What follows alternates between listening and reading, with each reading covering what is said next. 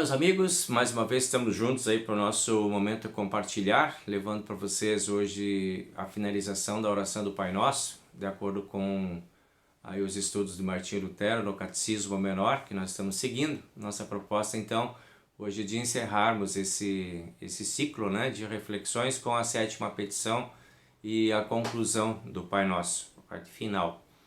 Então, convido você a sintonizar com a gente e atenção e dedicar um pouquinho de tempo para esta reflexão e depois, quem sabe, compartilhar com alguém que você tem aí na sua lista de contatos, tá bem? Se você achar importante. Quero convidar você a nós iniciarmos então com um breve momento de oração. Querido Deus e amado Pai, obrigado por essa oportunidade que nós temos de compartilhar a Tua Palavra e os Teus ensinamentos. Obrigado por ter nos dado pais que estudaram, que se dedicaram, que deixaram legados importantes de estudo da Tua Palavra, como Martinho Lutero, por ter sido tão atencioso, tão dedicado e tão preciso também nas suas pesquisas e nos seus estudos. Ajuda-nos a sermos assim também dedicados e atenciosos com a Tua Palavra. Em nome do Senhor Jesus Cristo, pedimos e agradecemos. Amém. Muito bem, pessoas. Sétima petição, então, diz o seguinte, mas livra-nos do mal. E Lutero faz a pergunta imediata, que significa isto? Diz então assim, suplicamos em resumo nessa petição que o Pai Celeste nos livre de todos os males que afetam o corpo e a alma, os bens e a honra, e finalmente, quando vier a nossa hora derradeira, nos conceda um fim bem-aventurado, e nos leve, por graça, deste vale de lágrimas para junto de si no céu. Então esta é a petição final, né? a última que nós temos, aí é só a conclusão. Mas livra-nos do mal.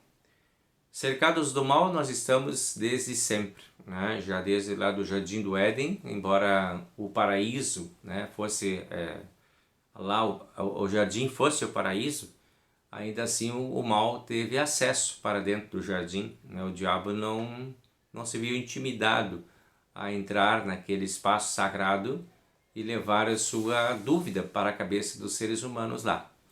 Então você imagina que se dentro de um espaço absolutamente sagrado como era o jardim, o diabo teve a ousadia de entrar, imagina no mundo hoje, que já está tão contaminado pelo pecado, então cheio de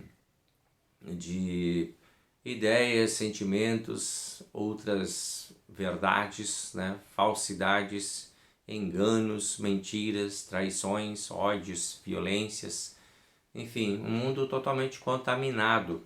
O diabo parece que está solto, né? Dentro desse contexto.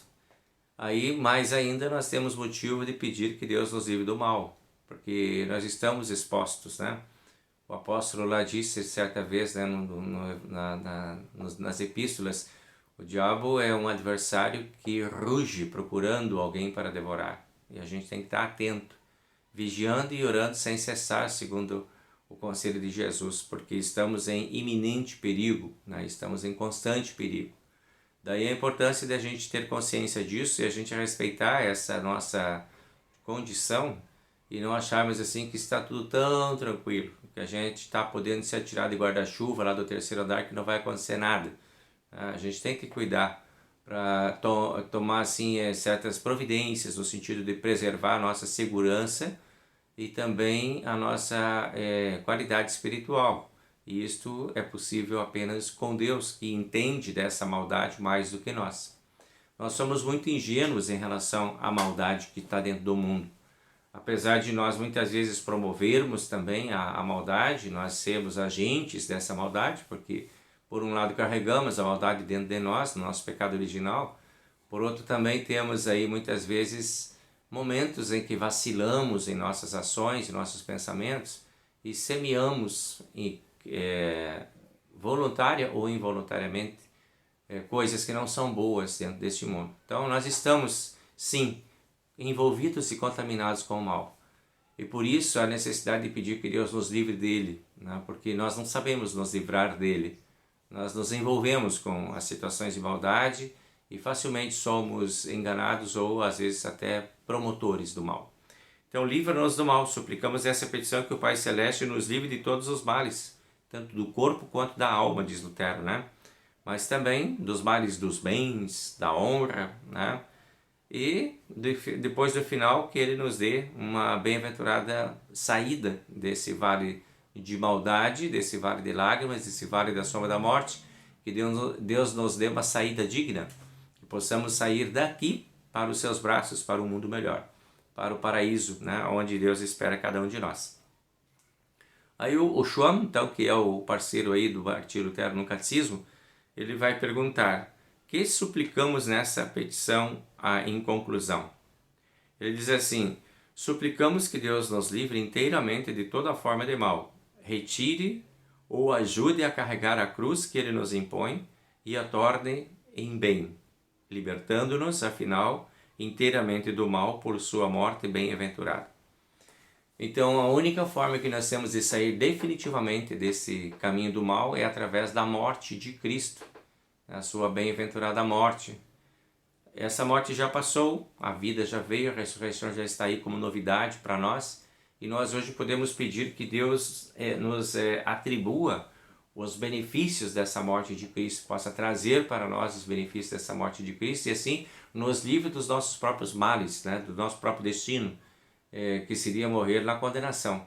Então essa é uma ideia também que está presente dentro aqui, né?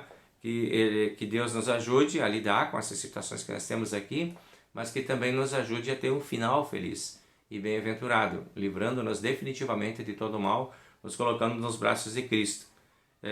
No Salmo 91 tem uma promessa ali interessante, né, que diz assim, ó: nenhum mal te sucederá, praga nenhuma chegará à tua tenda. É uma promessa de Deus.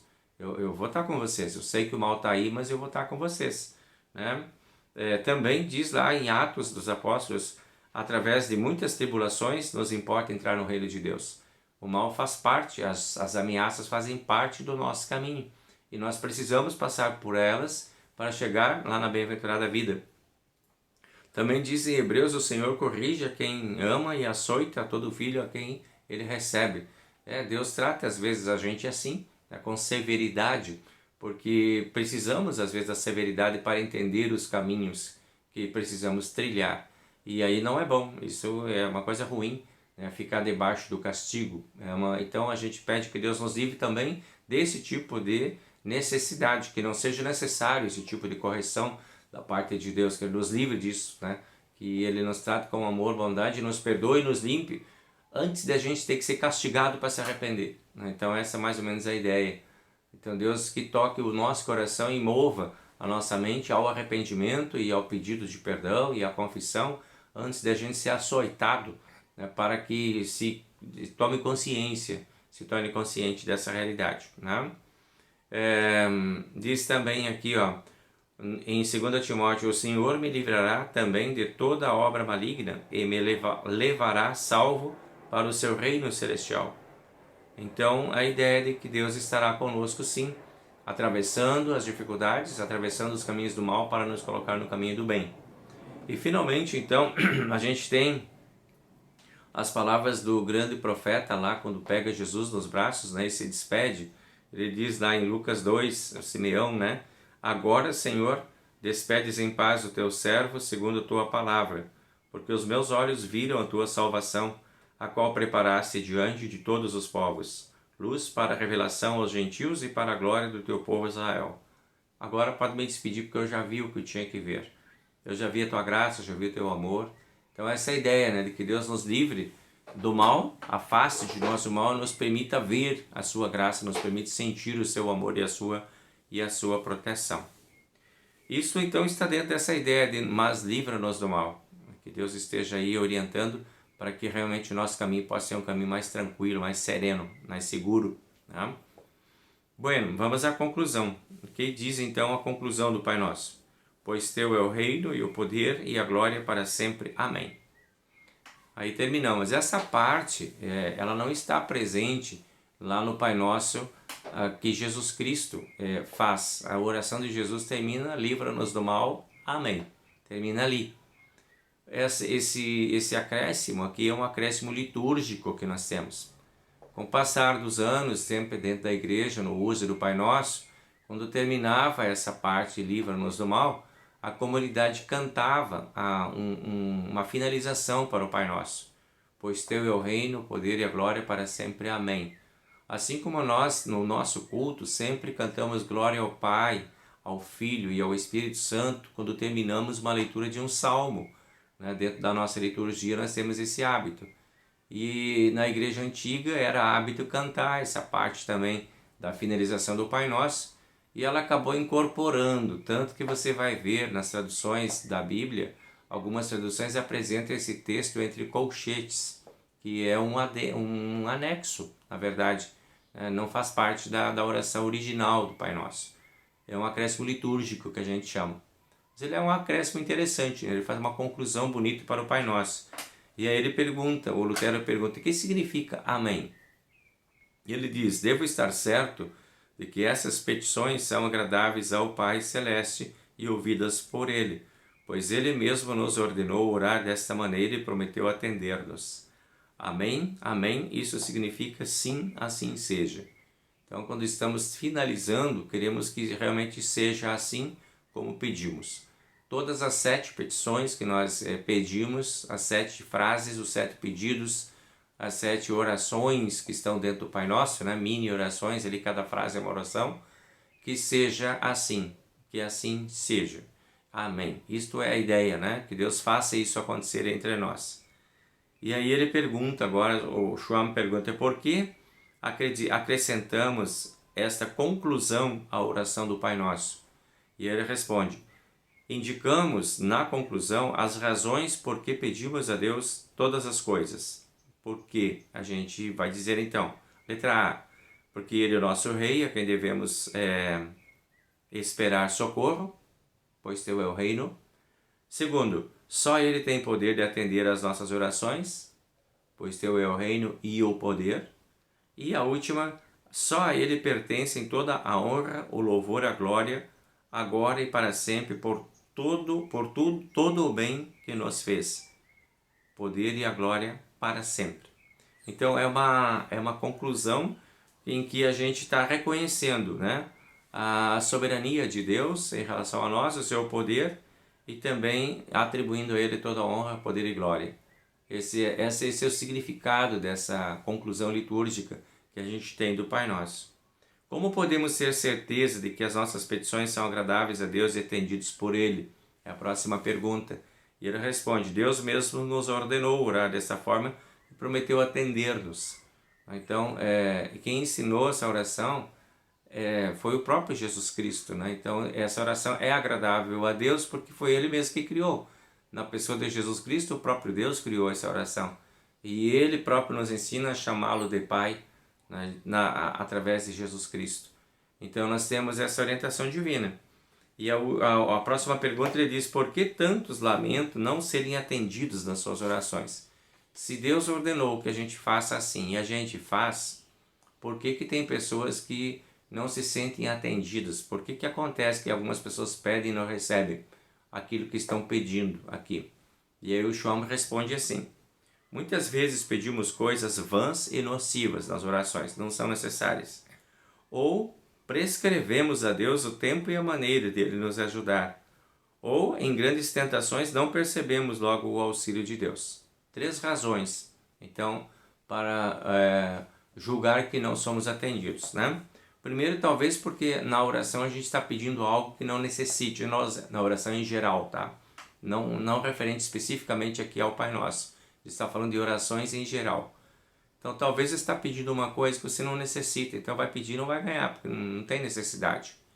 Talvez pode ser que você esteja querendo mandar Deus fazer as coisas, né? Prescrever para Deus alguma coisa. O jeito, a hora, a cor, o lugar, a forma, o sabor, a cor. E aí não é bem assim que funciona. Nós estamos diante de Deus e Ele é o nosso Pai. E nós estamos debaixo da autoridade dEle. Não somos nós que mandamos nele o tempo que Ele deve fazer as coisas, né? Então, esse pode ser um empecilho para o atendimento de uma oração. E no terceiro lugar aqui ele diz assim que pode ser que a gente faça um pedido, mas a gente esteja tão envolvido com o problema que a gente tem, que a gente é atendido e nem percebe. Ou porque a dor é muito grande, o medo é muito grande, a agonia é muito grande, e a coisa já veio e a gente está tão envolvido naquilo que nem percebe que já recebeu. Então, por isso a impressão que não veio, que não foi atendido. Então, ele está nos estimulando a agirmos com confiança no Senhor Jesus Cristo. E ele diz assim, a última pergunta que ele tem aqui: Deus então de fato atende a toda e qualquer oração? E a resposta dele muito séria, muito certa: sim. Aí tem agora o mas, né? Mas, ou porém, mas atende a seu modo e a seu tempo. Sim, Deus atende. Ele diz que tudo que nós pedirmos a Ele crendo, nós receberemos, mas tem o tempo dele e tem a forma dele. Então eu sempre gosto de pensar, quando penso na oração, eu sempre gosto de pensar na oração naquela dinâmica assim, de que Deus pode dizer para nós sim, agora, Deus pode dizer sim daqui a pouco, ou pode Deus dizer não, né, também. Então pode ser sim, espere um pouco, ou não. Se nós não necessitamos daquilo que estamos pedindo, vamos ganhar o não. E se não é o momento ainda, pode ser daqui a pouco a gente vai receber. E se é uma coisa urgente, necessária e que não seja nociva a nós, sim, é a resposta. Isso tudo associado a uma outra atitude, que é a nossa atitude de fé e de confiança. A gente pede confiando e a gente entrega na mão do Senhor. Esse é um elemento importante para que a oração seja acolhida por Deus. Então, Deus, na verdade, acolhe a todas as nossas orações e atende elas no tempo dele. O tempo de Deus é um tempo diferente. Às vezes nós precisamos pedir muitas vezes para sermos atendidos, né? Existem muitos exemplos dessa realidade, né? De pedidos e pedidos e pedidos e pedidos, e a gente precisa insistir com confiança e ter a paciência de esperar o tempo de Deus, que as coisas no tempo certo vão acontecer. Então, esse é o nosso caminho, estamos encerrando aí, então, a ideia do Pai Nosso, né? A gente vai depois adotar outra sequência, por aqui nós ficamos com o nosso momento compartilhar de hoje. Né? Que Deus esteja presente no seu caminho, que Deus te abençoe, te guarde, que o Senhor faça resplandecer o seu rosto sobre ti, tenha misericórdia de ti, e que o Senhor sobre ti levante o seu rosto e te dê a sua paz. Uma boa noite, um bom tempo, um bom dia para você, e até a próxima quarta-feira. Tchau, tchau.